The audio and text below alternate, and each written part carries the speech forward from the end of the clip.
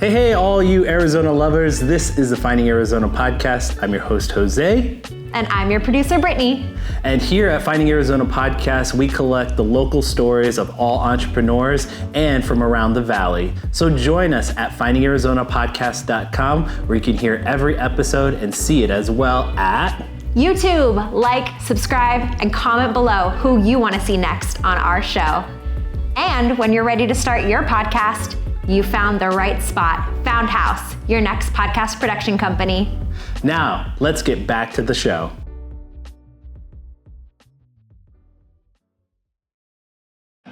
Score big with SeatGeek. Whether it's concerts, sports, or live events, SeatGeek has you covered. Use code FindingArizona to get a fantastic $20 discount on your SeatGeek tickets.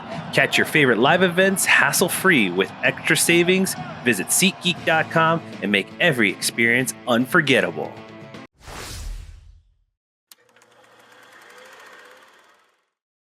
Welcome back, everybody, to the Finding Arizona podcast. I'm your host, Jose, and as always, we bring in special guests every week, and I'm very excited to talk about what we're going to be talking about. I'm going to introduce Ross here from Now Pools. I am very excited to just kind of get into it because I am very interested in the spas, because I do have a pool, an in-ground pool, and we were very lucky when we were searching for a new home. We were able to get one with the in-ground pool, but we didn't have a spa. And that's always just something special that I like on my own time, where it's like, it helps relax the body. When you get a little bit older, you need one of those. And I understand, you can't have everything, but I was like, that's something I would be interested in adopting and trying to get in the household. And now I have a way to be like, well, I don't want it all year round, because the summer months would be kind of not ideal for, sitting in a spa, but, for those winter months, maybe I get a couple months in with the spa. And so that's what we're going to be talking about with Now Pools. So welcome, Ross. Thank you. Well, thank you, Jose. I appreciate you having me on. Absolutely. So I'm going to ask you the question that we typically ask everyone in the beginning here. Is just give us a little bit of your origin story and how this came about. I know just from reading your contact from the website and just kind of the breakdown with you and I want to say Matt, right? Mm-hmm. Just kind of like how you guys came together in this. But I would love to hear from you on how your journey ended up here. Yeah, like everyone's probably a long story that I'll fast forward a little bit. No worries. So, I think the relevant information regarding my, upbringing is that I grew up in Oregon. Okay. And grew up running outside all day from 7 a.m. till 9 p.m., whenever it got dark. And we would just play and burn energy off all day, which I think now as a parent, I totally appreciate that. Mm-hmm. And so now fast forward to, I'm a parent. My wife and I, we adopted our kids when they were 5 years old. And so we became sort of instant parents to young folks. And as we were going through our first couple summers, I thought, man, this is tough in Arizona and in the Phoenix heat to get kids outside playing, burning energy. There's really not a way. I mean, we didn't have an in-ground pool. And so, I sort of wanted that idea, but I didn't necessarily want to lose our backyard, because in the winter, we love playing yard games, whether it's cornhole or those are our prime months, is the winter months. Absolutely. And it's beautiful. And you don't want to lose that yard space, because a lot of times you get that in-ground pool and it takes up 80% of your yard and you can't swim in the pool usually in the wintertime. And so it's kind of I don't want to say it's a waste, but there's only a limited window where you can experience it. And so, I started thinking about this concept of how can I get our kids outside? How can we have maybe something like a pool and really have it for a short period of time? Because in the winter, again, like I said, I wanted the yard back. And so that's where the idea of Now Pools started to form. Yeah. We thought about this temporary sort of on-demand solution where clients would get a subscription. And with that subscription, we go out and we set up an above ground pool. And then we take care of the headaches, because I personally didn't know anything about pools before Now Pools. And so I didn't know how to take care of it. I didn't want to seek out, hiring a professional to maintain the chemicals and clean it every week and things like that. And so I thought, well, why don't we kind of bundle that headache portion of this process and provide an all-in-one solution for clients? And so as I started to talk about this idea with my co-founder, Matt Young, he and I, were able to kind of form an idea and a model around this process. And he knows a lot more about pools, and that's where his expertise came in.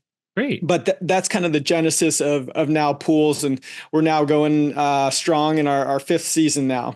Awesome. Well, I mean, that's all really sounds wonderful as really a bridge story for your life as from previous ventures to now. And I would love just to kind of pick at a couple of things and just kind of like pull at the thread a little bit, just to kind of see what we can find here. Because when you're bringing up these things, and I love, again, growing up in Oregon can be just a beautiful time, and especially during the summer months. And I fully appreciate that, because I grew up a little bit before middle school in the East Coast in Pennsylvania. And again, I was like you, where I was outside primarily all summer long, and from, morning all the way until late afternoon. And then you have to come in for dinner. And then that was the end of your day, but you got all your energy burnt out. And now, being a parent here in Arizona, I have a 3-year-old, and it's tough. I'll admit it. It is tough. We have to figure things out, because I can't expect him to be outside all day, but I'd like to get some of that energy burned off. So a lot of my planning is, morning, trying to be outside when it's still cool enough to be outside. And then when it comes to the afternoon, trying to figure out places that he can go, or we can kind of, be intentional about movement and where we're at during these afternoon months in the summer. But again, I really do appreciate you giving me a little bit of your early childhood, because it really resonates with me as well. And I love the fact that's like, again, you're a parent as well. And I can fully just say, from an appreciative standpoint, adopting is really special, and having that kind of emotional connection with children like that, it says a lot about your character and who you are. Because my mother, she likes to volunteer, and one of her favorite things to volunteer is for the adoption agency, and spending time with these children and trying to help them see that there are opportunities and people who do care for them. So there are wonderful things to say about adoptive parents and wanting to take individuals in their home like that. So kudos to you and your wife, and thank you, and your kids as well. So I say that just to kind of like connect with you, because there are some things that I also, it's like, what was that first conversation like with your spouse of like, look, we're going to get into these pools. Like, I can imagine with my spouse of like, doing a business venture takes a risk, but it's also like a dual conversation with them of like, I have an idea here. What do you think? Like, because we're going to take on some debt, we're going to take on some challenges. How was that conversation with her like? I think you're hitting on a lot of salient points, as far as it's not no business in a married couple is a solo business. It is very much a family effort. Yep. And there are sacrifices that every family has to make if one or both of the parents are going to go on that entrepreneurial journey together. And so my wife, I have a consulting business separate from this. And so I had, had a little bit of that entrepreneurial journey already under my belt. And I had been exploring this idea for several months, and of course, bouncing it off my wife. And the initial, like, I think we should do this conversation was met, probably a lot of entrepreneurs and spouses might resonate with it. She said, I think you're probably going to do it anyway, but I'm going to support you. So I think she knew, I can be headstrong and determined when it comes down to different ideas. And this was one of those ideas that kept bouncing around and coming back to me. As much as I tried to say, like, this might be a problem, that might be a problem, it kept resonating in my head. Wake up in the middle of the night thinking about different ideas with it. And so, when we started the business in 2020, and it was the very early stages of COVID. And so, kind of understood that we were about to enter a period where people would probably be stuck in their homes for many months. Who knows? At that point, we had no idea. And I said, kind of, if we're going to try this, now is the time. I mean, And so, honestly, yeah. yeah. Like So, I yeah. want to ask you about that. I mean, like you're also one part, you're a partnership with Matt and here. I'd love to ask a dual question is as far as when you guys first kind of came together in a concept for Now Pools of like what were what were those dialogues like? Like, was there energy? Was there, kind of this duel of like, yes, we can do this? And then when the pandemic hits, like, what was those, idea? Was there still like that strong of like, yes, this is going to work and we can still make this happen because of said whatever benefits that come with having the not only the online portion but like a hands-free kind of distant, like we could set it up without you being around us and get out of your way and you can enjoy it sort of deal. Yeah, I can explain a little bit. So Matt and I, we actually met. We live just a few blocks from one another, but our Cool. kids went to school together, and we ended up coaching their soccer team when Oh, they were about nice. 5 or 6 years old. And so we ended up being soccer coaches together for, I don't know, 3 or 4 years.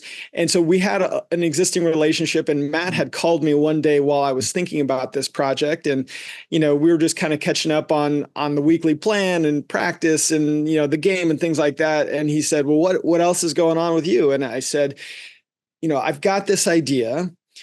What do you think? And Matt, similarly, he actually has 5 kids now. He didn't have 5 at the time, but Wow. he's got his hands full with 5 kids, Yeah.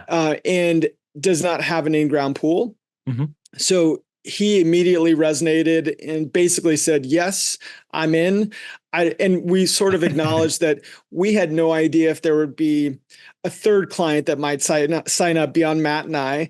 Yeah. But we knew that for us, it was an instant hit. It would be an instant hit with our kids. It would be Christmas in, June and July Yeah. for our children. And so for us, it was pretty quick. We started, Matt immediately kind of got the concept and started adding on to different ideas within our model that would eventually become, our model. And I think the timing of the pandemic and knowing that people would be without options outside of their house during a pretty tough time, in our world's history, Yeah.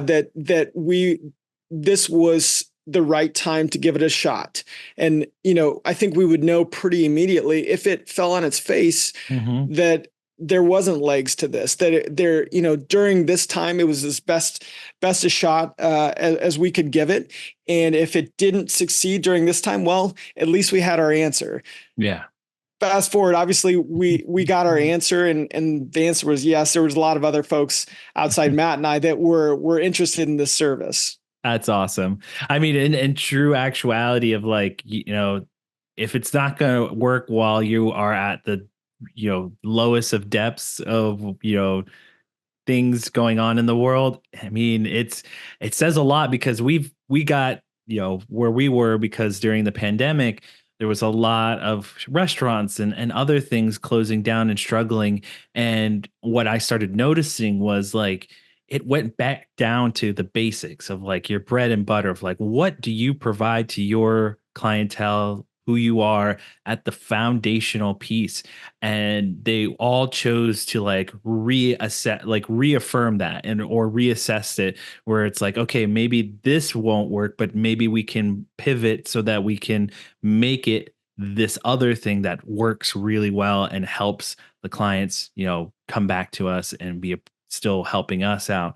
So I really do like say this from a place of like a business person who like talks to other business people. Kudos for like staying afloat there and really riding the storm. So there is definitely legs to this, and I know I can feel it from myself of like when I first read your guys' website, I was like, oh, this works. Like this is super easy, simple to like want to sign up for and want to be a part of this because, again, we go back to those hot summer months of like, it's a struggle. And then like you brought up, it's like, what do I do after the summer months are gone? And how do I, switch it? Like not get rid, but like get back my yard that love so much and love working with and on and being played on and during those winter months where we can really enjoy the outside. Um, I find it interesting though, that's like I would never have thought of the chemical portion of this, where it's like when we first bought this house and I was like, oh yeah, pool, cool, great, awesome.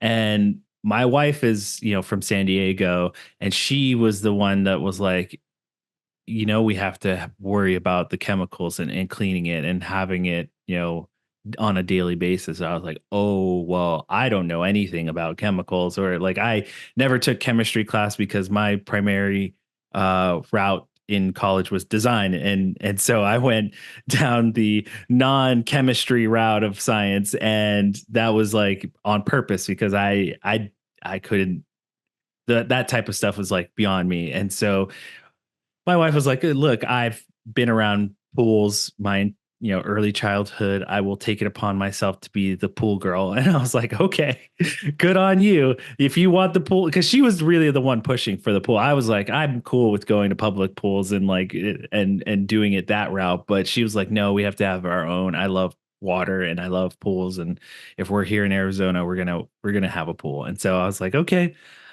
got the pool. She took it upon herself. She's now my pool lady. But yeah, like the first couple of years that we lived in this house was kind of a struggle understanding of like how to routinely maintenance this pool. That's a big part of our home. That's a big part of our daily routine. It's like, you have to do certain items to like make sure that it's cleaned and it has the right pH, eight, all that is important for longevity.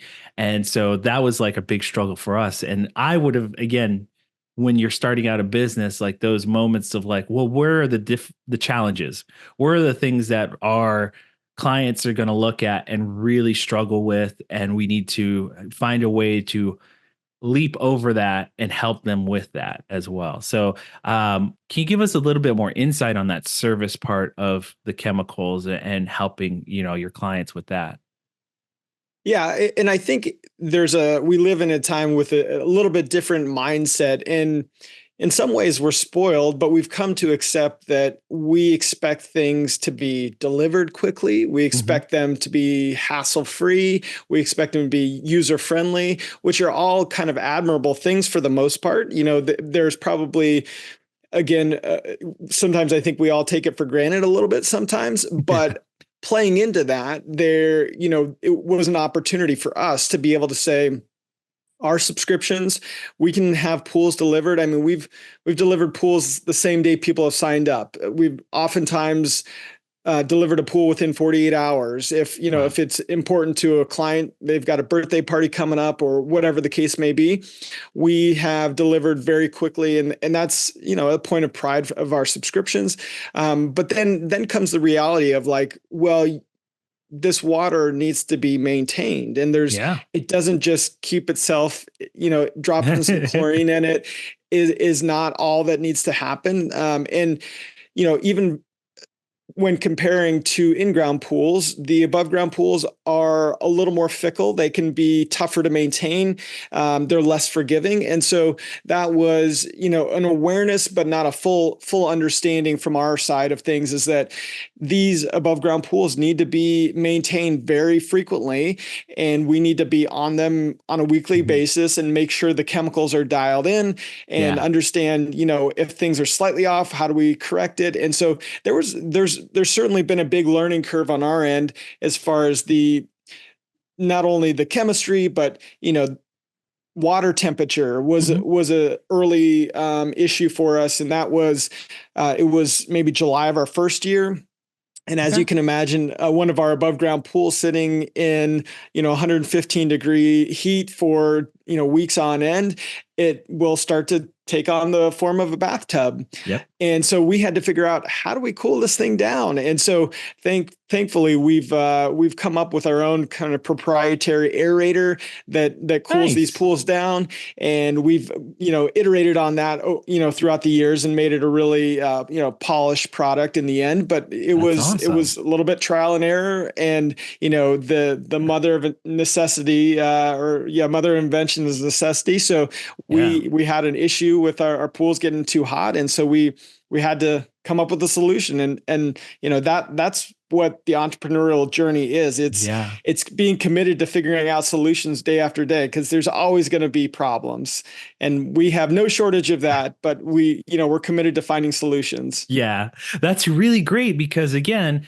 and this is something that was beyond me. I didn't know what an aerator was when we first had the pool. And so I was like, what is this thing that's spouting water into, like, kind of recirculating water? And she explained it to me, and I was like, oh, okay, that's cool.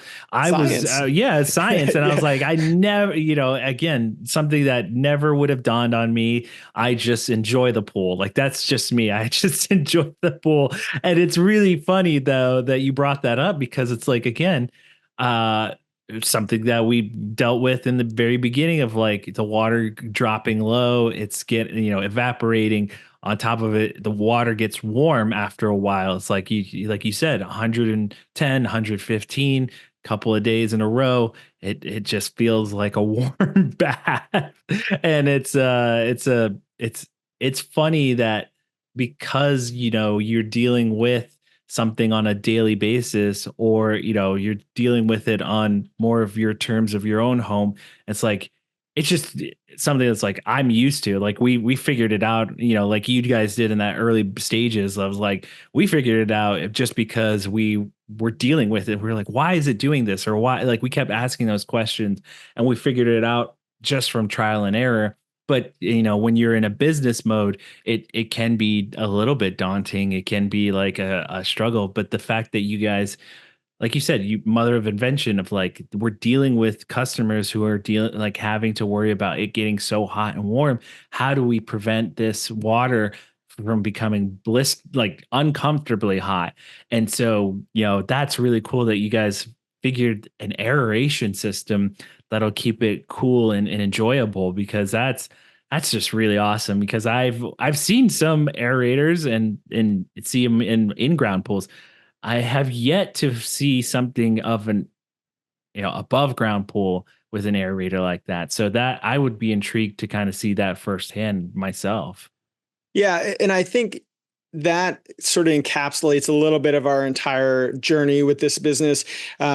We, as far as I know, we are the only ones in the world that have done this business. And so the good news and the bad news is, the bad news is we don't get to copy anyone else. There's not a playbook out there for an on-demand pool and spa company that we can just call up and say, how'd you solve this problem? How'd you figure this out? How'd you figure that out? The good news, in the case of true entrepreneurs, is that we get to write our own playbook, and people don't necessarily have an expectation of what this should look like. And so we get to make that part up. And for the most part, we think we've done a pretty good job. Obviously, we've stumbled along the way like any other young business, but we've tried to make it right with every customer, and then figure out how we move on and do it better the next time. And so, it's a double-edged sword of being sort of the first of our kind. We are not only trying to get market share, but we're trying to create an entire market. And so, again, those are challenging things. And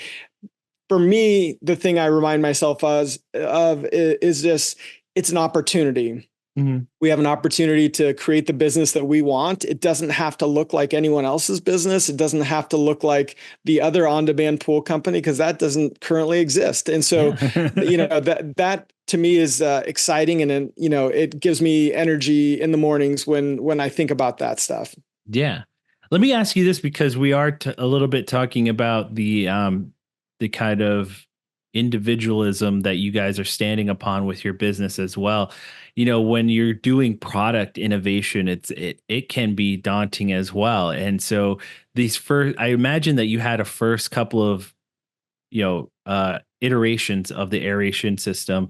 And I'd love to just kind of ask you about your kind of how you guys propelled forward through those different struggles of like, this one not working, that one not working. And also it's like, how cool was it for you to like finally figure it out and like, this works, we're going to do this.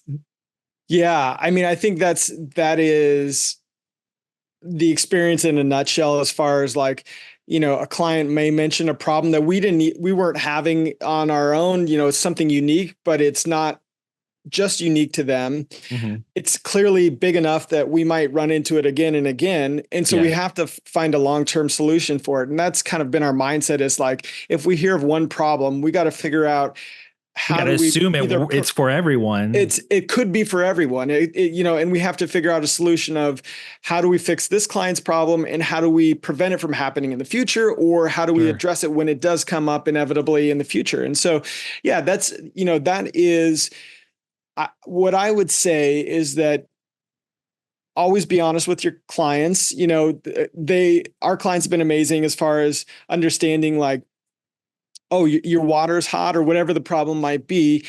We have a solution we're working on, and we're going to try it on your pool. And there's a chance that it may not work exactly as we thought, but we think it's going to help.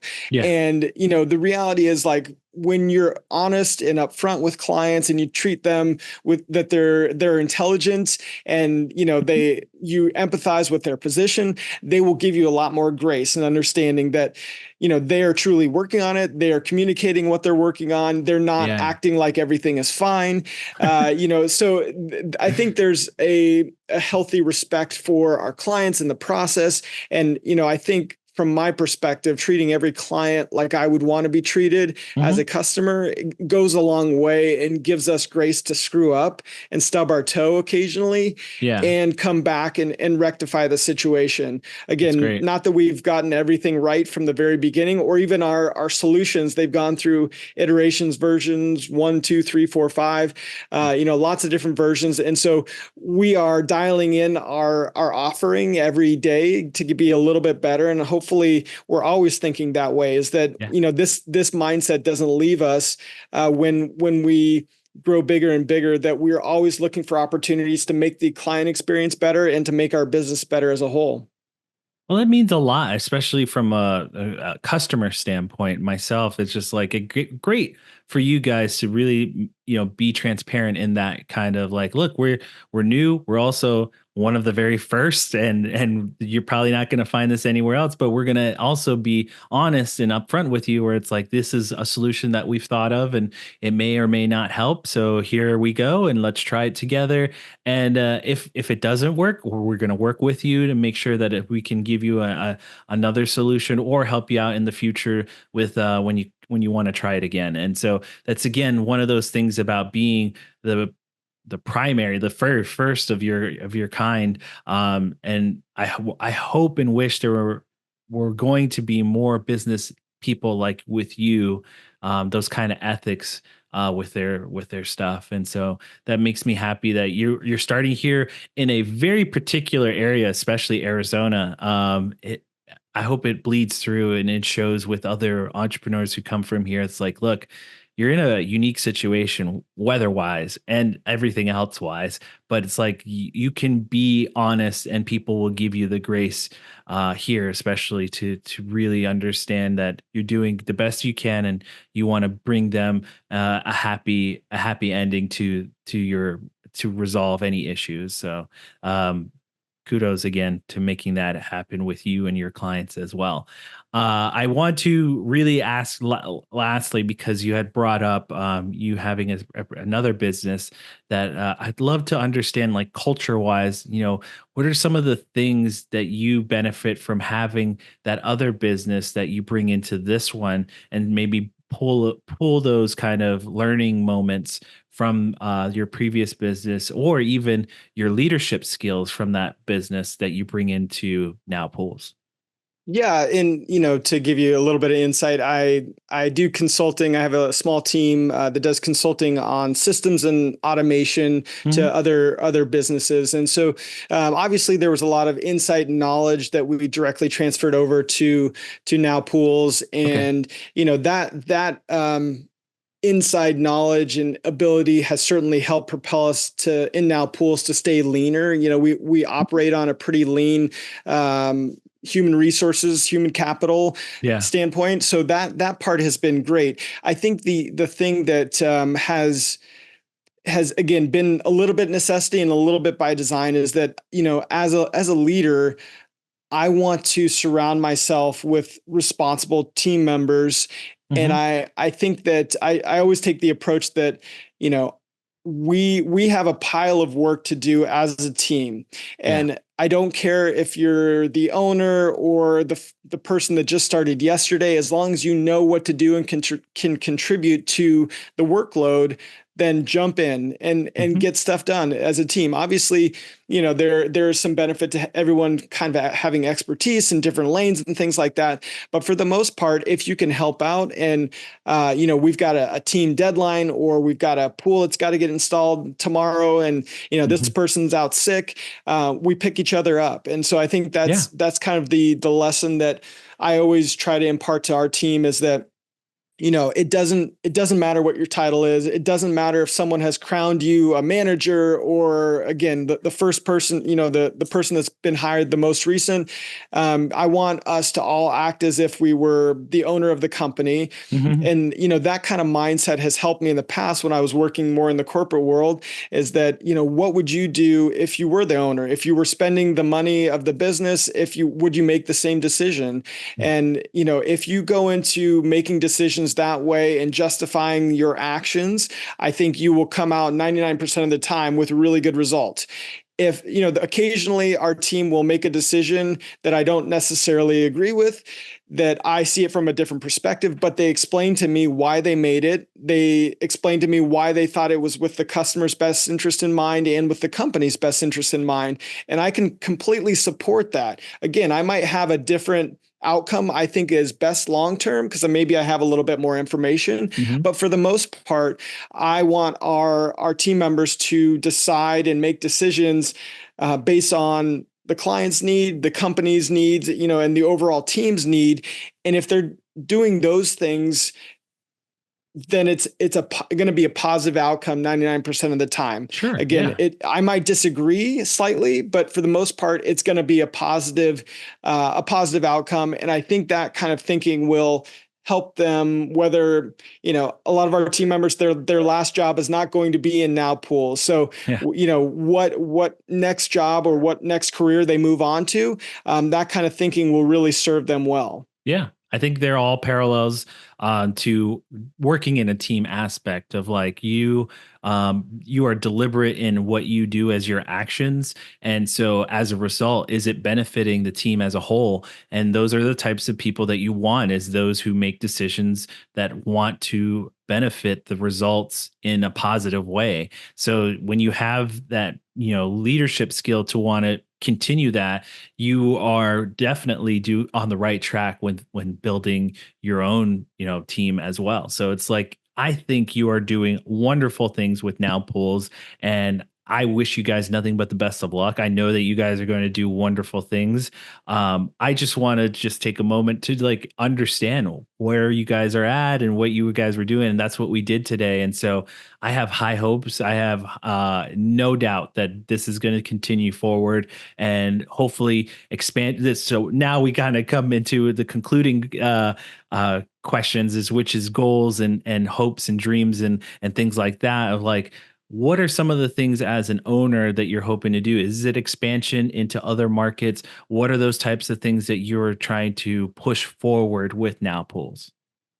Yeah, from a strictly kind of pool count and pool geographical spread, Yeah. we would like to expand. We've gotten customer inquiries from I think at least 45 different states around the country asking for our service there. Now, That's great. obviously, yeah, it absolutely is. And I think from our perspective, it's the who, not the where. We don't necessarily want to force a location to pop up just because one or two people ask for it, or even because the weather might dictate it. We want to make sure we're aligned with good, solid team members in that location to make sure that we can protect the Now Pools brand and identity, and make sure we're expanding in a sustainable way that, again, aligns with our values and our mission.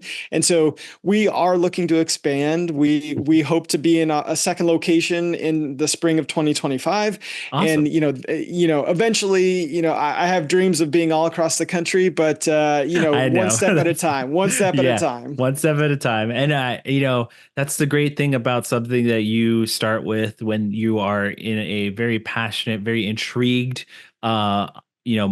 When you start to build something, I can kind of attest from my background here with the podcast of like, I was listening, I was like really into it. I was very curious from a standpoint of like how to.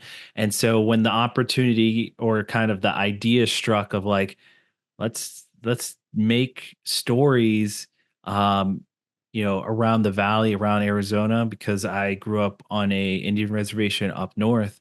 I knew a lot of artists, business individuals that didn't get the opportunity to share their stories. So it was one of those things of like, why not? Like, why don't they have that thing that kind of resonates and helps their clients that understand them on a fundamental level? So for me, it was like, this is just kind of a cool idea that I think will work.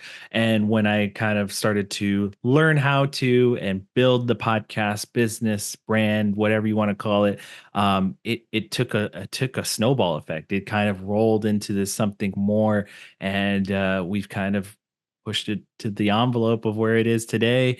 I have those same goals of like, I want to keep doing this, of like, but on bigger, grandiose scale. So yeah, I know from your perspective, it's gonna be cool when you're in the next state, and then the next state, and then the next state, and it grows into this big thing of like, you're across the nation. And I hope to, when you do get into those few other states, to have you back on and kind of go over how you expanded those. And I'd love to have you back on, Ross. Yeah, I would love to do that. I'm sure there'll be lots of growing pains that I can share with you and commiserate on your journey as well. It's fun. Obviously beyond family and everything else we have going on, it does give, a daily purpose to jump up and have energy and excitement and passion for something bigger than, yourself, and provide, a little piece of joy to other folks out there. And so that's the kind of stuff that fuels me, and obviously you as well. And being able to tell your stories and the stories of others. And so, I completely align with your grand visions, and, all we can do is try and give our best effort, and results will be what they are. Awesome, Ross. So this end portion is just to kind of give you the opportunity to share where people can find you online, how they can sign up for the services, and just promote for yourself, and go take the floor. Go ahead. All right. Yeah. I mean, nowpools.com. It's a really easy URL, nowpools.com. So really easy and simple to remember, mostly by design.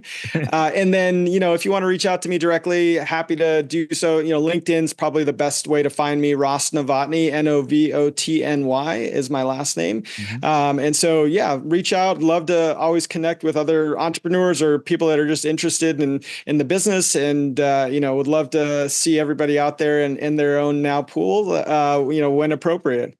Nice. Well, thank you, Ross. Or spa. I'm definitely going to hit you up. We're going to have a conversation, because again, I'm itching for it, just from the standpoint of, I do some workouts, and I feel the aches and pains of getting older a little bit. And so those spas are helpful. I got to admit, you feel good right after you sit in there for a couple minutes, and you come on out and you feel like a brand new person. So I'm going to definitely reach out and have a conversation with you. Before we go, We have an outro for ourselves. You can hear every episode of our podcast at findingarizonapodcast.com. All of our social media handles under Finding Arizona Podcast. And of course, we end every conversation with a kisses, hugs, and belly rubs to our four-legged friends. And we will see you next time.